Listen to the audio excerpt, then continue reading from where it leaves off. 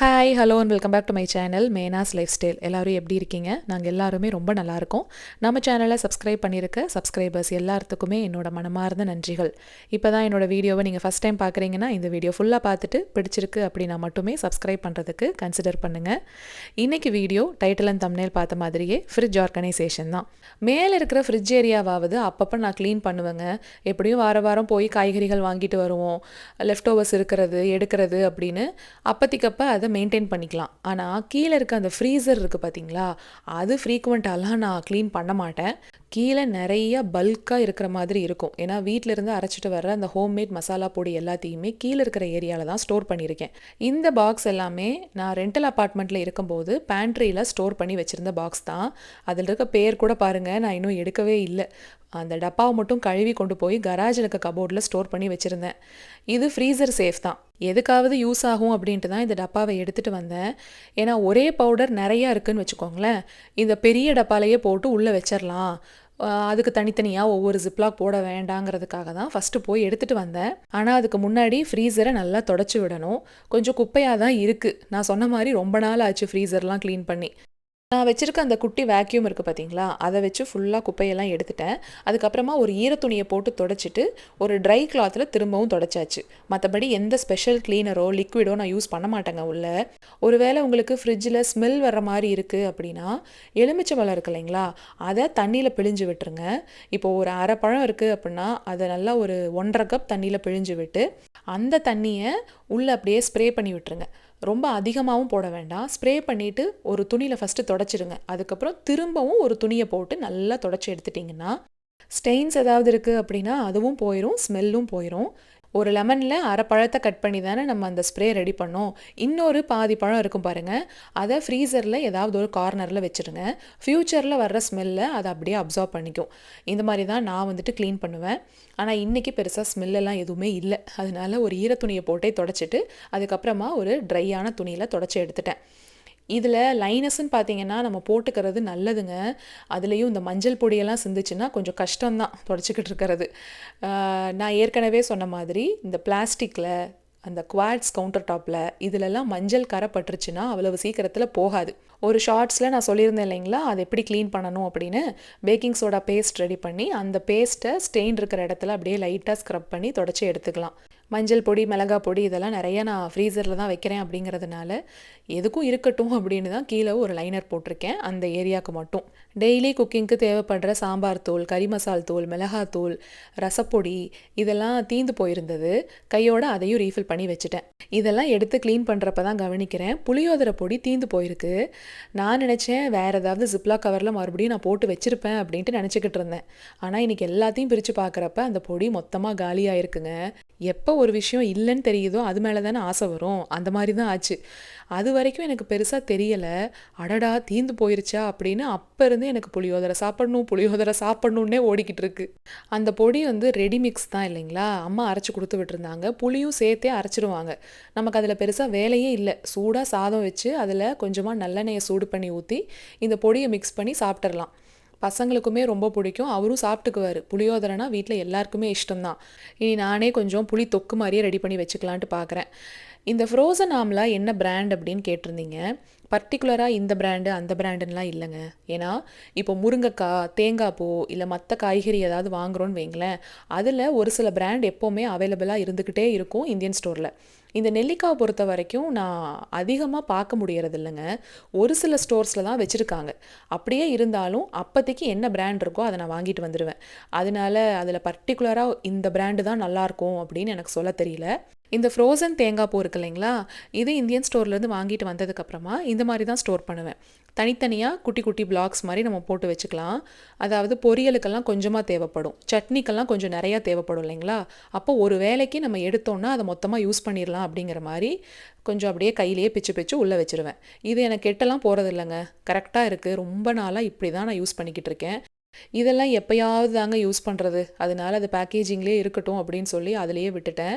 இங்கே பாருங்களேன், காய்கறிகள் ஸ்டோர் பண்ணி வைக்கும்போது கீழே அந்த ஒரு ஸ்ட்ரெயினர் இருக்கு இல்லையா, அது வைக்கிறதுனால என்ன யூஸ்னால் தண்ணி எல்லாம் இந்த மாதிரி கீழே கலெக்ட் ஆயிரும், காய்கறி கொஞ்சம் மேலே ஒரு லெவலில் இருக்கும். அதனால நமக்கு அவ்வளவு சீக்கிரத்தில் ஸ்பாயில் ஆகாது. இந்த ஃப்ரீசரில் ஆர்கனைஸ் பண்ணுறதெல்லாம் பண்ணியாச்சுங்க. வீடியோவோட கடைசியில் காமிச்சிருக்கேன். அதை முந்தின நாள் பண்ணேன். ஒரே நாளில் நான் பண்ணலை. இது அடுத்த நாள் தான் ஃப்ரிட்ஜுக்கு வந்திருக்கேன்.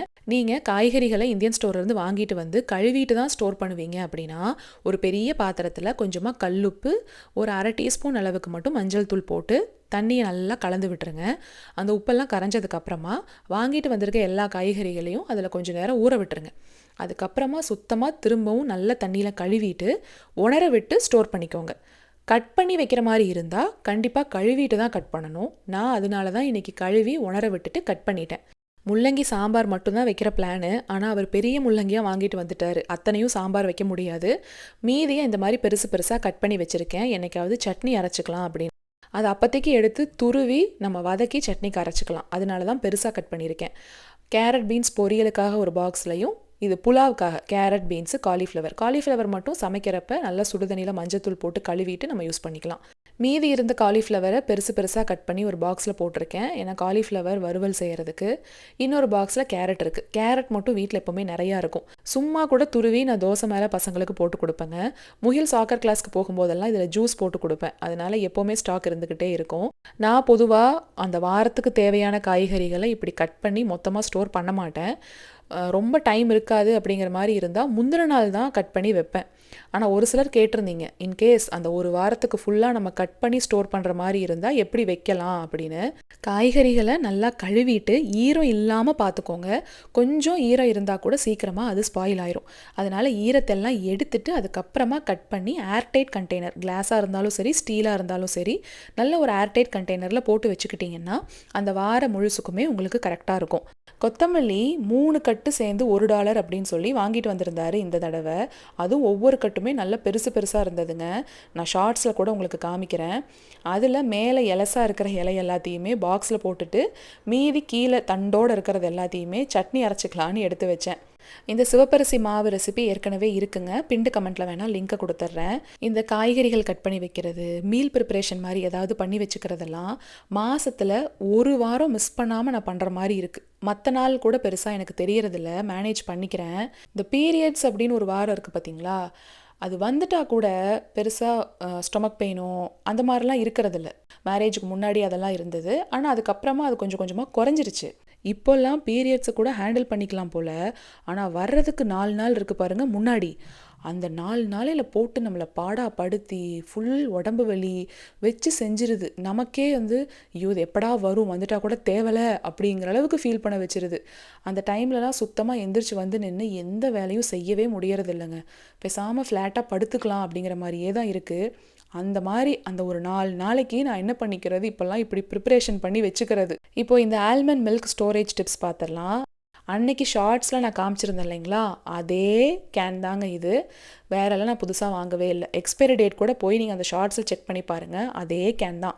அன்னைக்கு நான் சொல்லும் போதே நிறைய பேருக்கு நிறைய டவுட்ஸ் இருந்தது. டீட்டெயில்டாக உங்களுக்கு டிப்ஸோட ஷேர் பண்ணணும் அப்படிங்கிறதுக்காக என்ன பண்ணேன், சீலை ஓப்பன் பண்ணாமையே அப்படியே உள்ளே வச்சுட்டேன். ஒருவேளை ஓப்பன் பண்ணி நம்ம வீடியோ எடுக்கிறதுக்கு மறந்துட்டோம்னா அது கெட்டு போயிடும் சீக்கிரமாக. அதனால தான் ஓப்பன் பண்ணாமல் தூக்கி உள்ளே வச்சுருந்தேன். இப்போ நீங்கள் ஸ்டோர்ஸ்லேருந்து வாங்கிட்டு வந்த உடனே ஓப்பன் பண்ணிட்டீங்க அப்படின்னா இந்த டேட்டெல்லாம் பார்க்க வேண்டிய அவசியமே கிடையாது. 7 நாளில் நீங்கள் யூஸ் பண்ணியே ஆகணும், இல்லாட்டி கெட்டு போயிடும்.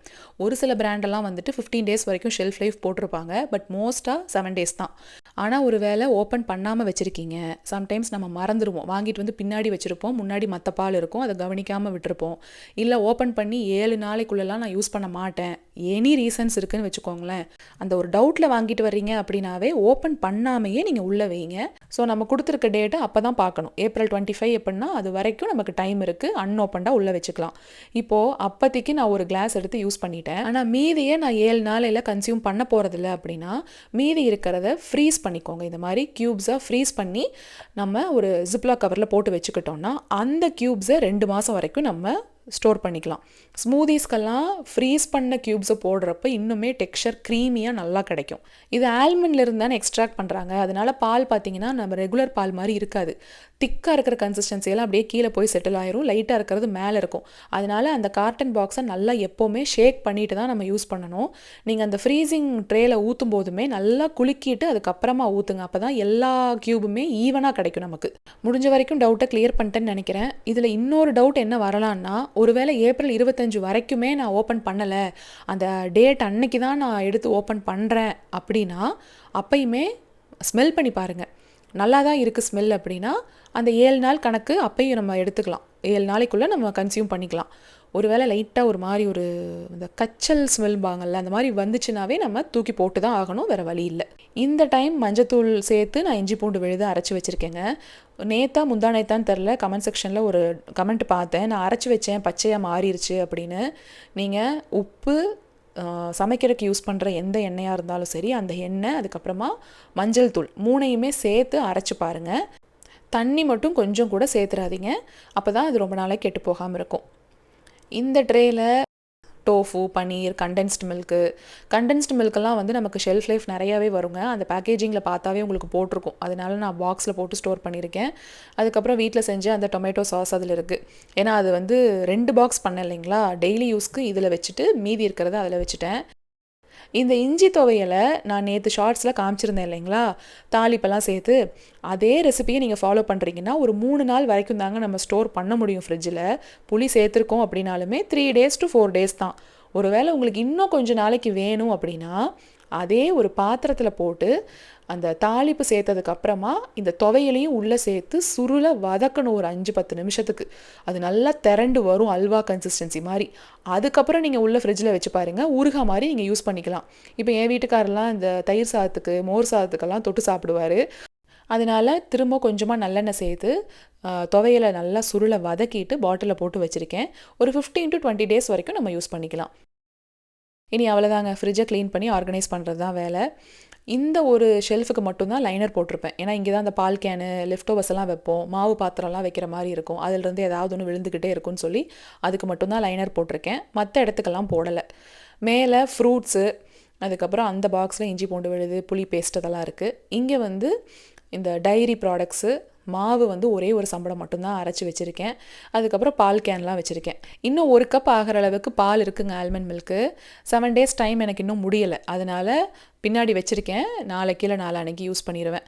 முட்டை பாக்ஸு, டேட்ஸு வாங்கிட்டு வரோம் இல்லைங்களா, அது வந்து கொஞ்சம் காஞ்சு போயிடுது இந்த டேட்ஸ் வெளியில் இருந்தால். அதனால் என் ஃப்ரெண்டுக்கிட்ட கேட்டப்போ அவங்க என்ன சொன்னாங்கன்னா, ஃப்ரிட்ஜில் வச்சு யூஸ் பண்ணுப்பா அப்படின்னாங்க. அதனால அந்த அஜ்வா டேட்ஸை காஸ்கோலேருந்து வாங்கிட்டு வந்ததை உள்ளே வச்சுருக்கேன். கிறிஸ்பர் ட்ராயரில் இந்த வெள்ளரிக்காய், மீதி இருக்கிற ஒரு காலிஃப்ளவர், ஒரு மாங்காய் இருக்குது, தக்காளி பழம், லெமன், இதெல்லாம் இங்கே இருக்குது. இதெல்லாம் ஏற்கனவே ஃப்ரிட்ஜ் ஆர்கனைசேஷனில் நான் எப்படி ஆர்கனைஸ் பண்ணியிருந்தேனோ அதே மாதிரி தாங்க, இதெல்லாம் பெருசாக மாற்றலை. ப்ரெட்டு எப்படியும் வீட்டில் எல்லாருமே டக்குன்னு சாப்பிட்டு முடிச்சிருவோன்னா வெளியிலேயே வச்சுக்கலாம். ஆனால் இங்கே அப்படி கிடையாது, எப்போயாவது தான் ப்ரெட்டு. அதனால தான் ஃப்ரிட்ஜில் ஸ்டோர் பண்ணியிருக்கேன். இதுதான் மெயின் ஏரியா ஃப்ரிட்ஜு. கீழே ஒரு ட்ராயர் இருக்குது, ஃப்ளெக்ஸ் ட்ராயர். இதில் தான் காய்கறிகள் எல்லாத்தையுமே வைப்பேன். கட் பண்ணி வைக்கிறது, மற்ற காய்கறிகள் எல்லாம் இங்கே இருக்கும். கொஞ்சம் பெருசாக இருக்கிறத தான் இந்த கிறிஸ்பர் ட்ராயரில் உள்ளே வச்சுருக்கேன். இப்போ இந்த கண்ணாடி பாக்ஸ் இருக்குது பார்த்தீங்களா, அந்த பெரிய பாக்ஸ் மேலே சின்ன பாக்ஸை இப்படி ஸ்டாக் பண்ணிக்கலாம். அதனால எனக்கு மெயின் ஃப்ரிட்ஜில் மாவெல்லாம் நிறையா அரைச்சி வைக்கிறோம், லெஃப்ட் ஓவர்லாம் ஏதாவது நிறையா இருக்குது அப்படின்னா கூட நான் இந்த ட்ராயரில் கொஞ்சம் லெஃப்ட் ஓவர்ஸை இப்படி பாக்ஸில் போட்டு ஸ்டாக் பண்ணிக்குவேன், இடம் இருக்கும். அதுக்காக தான் உங்களுக்கு காமிச்சேன். இந்த ஃப்ரிட்ஜோட பேர் Samsung bespoke refrigerator. 29 cubic feet இருக்கிறது. காஸ்கோவில் வாங்கினோம், அதனால் என்கிட்ட லிங்க்கெல்லாம் இல்லை. ஃபஸ்ட்டு லோவ்ஸில் வாங்கி நான் இந்த வீட்டுக்கு வந்ததுக்கப்புறமா கூட ஒரு வீடியோ ஷேர் பண்ணியிருப்பேன். அது என்ன ஆயிடுச்சு, செவுத்தில் போய் இடிக்க ஆரம்பிச்சிருச்சு. ஹேண்டிலோடு நாங்கள் வாங்கினோம். அதுக்கப்புறமா தான் சரி இடம் வந்து பத்தலை, ஹேண்டில் இருந்தால் இடிக்குது அப்படின்னு சொல்லிட்டு தான் ஹேண்டில் முன்னாடி இல்லாமல் பிளெயினாக இருக்கிற மாதிரி காஸ்கோவில் வாங்கினோம். இந்த மாடலில் வாட்டர் டிஸ்பென்சர் இப்படி உள்ளே வரும். மொத்தமாக ஓப்பன் பண்ணுறோன்னா உள்ளே ஓப்பன் பண்ணிக்கலாம், இல்லை முன்னாடி இந்த வாட்டர் டிஸ்பென்சர் ஏரியா மட்டும் நம்ம யூஸ் பண்ணுறதுக்கு முன்னாடி இருக்க சின்ன டோரை மட்டும் திறந்துக்கலாம். அந்த இடத்துல மேலே ஹோம்மேட் மசாலா பவுடர்ஸ் வச்சுருக்கேன். இது எடுக்கிறதுக்கு வசதியாக இருக்குங்கிறனால இந்த மாதிரி பாட்டிலில் போட்டு வச்சுருக்கேங்க.